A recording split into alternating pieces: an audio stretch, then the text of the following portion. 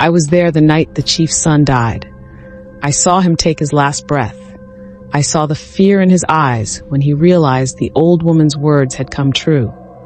Maybe, just maybe, if we had listened, he would still be alive. It started 3 months ago. A stranger arrived in our village. She was old, older than anyone I had ever seen.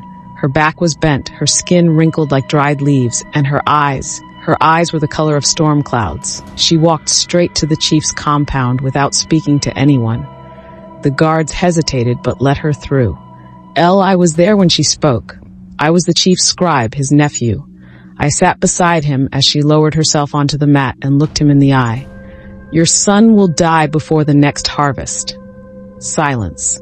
The chief's son, Kwame, was sitting across from me. He laughed, shaking his head. This is nonsense. The chief's face hardened. Woman, you come into my house and bring such words? I do not bring them, she said. They were already here. I only speak what has been written. Kwame stood up, annoyed. Enough of this foolishness. The old woman didn't even blink. The gods have spoken. He will die by his own hands in a place where the earth meets the sky. Then she stood, turned, and left. Just like that. That night, the chief called the elders. Some said to ignore her. Others said she had the look of the true prophets, the ones from old times. But Kwame, full of pride, refused to hear it.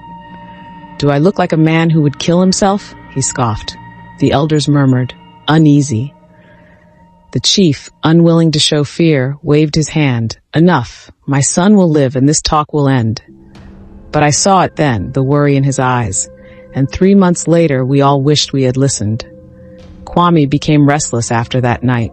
He tried to act normal, but I saw the change. He no longer laughed as freely. He avoided high places. He stopped carrying a blade. But fear is a tricky thing.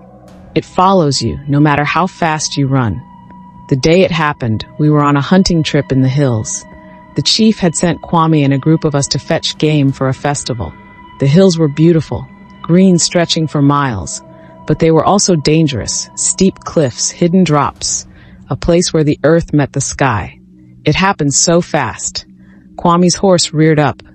His foot slipped from the stirrup. He grabbed his bow to steady himself, but in the chaos, his own arrow, loose, forgotten, pierced his throat. We rushed to him, but it was too late. He looked at me, choking, blood spilling onto the ground. And in his eyes, I saw it. Realization. The prophecy. He had died by his own hands, in a place where the earth met the sky. When we returned to the village,